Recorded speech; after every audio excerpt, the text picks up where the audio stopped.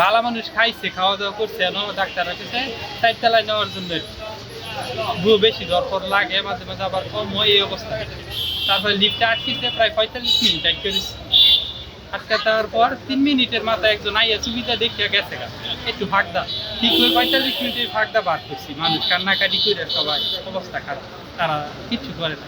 পরে মায়ের অক্সিজেন বন্ধ হয়ে অসুস্থ রুগী তো কিছু মারা গেছে।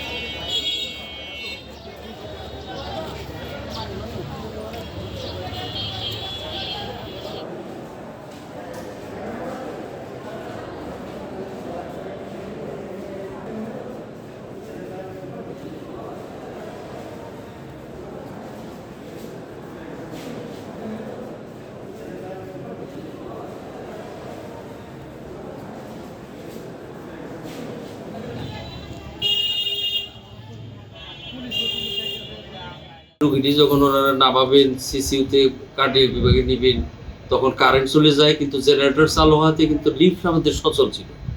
কিন্তু পরে শুনলাম যে বিষয়টা আমার কাছে পরে এই কথাটি কানে এসেছে যে একটা যে লিফটে যাচ্ছিলেন, লিফটটি ত্রুটিজনিত কারণে লিফটটি বন্ধ হয়ে যায়, সম্ভবত 9ম তলায়।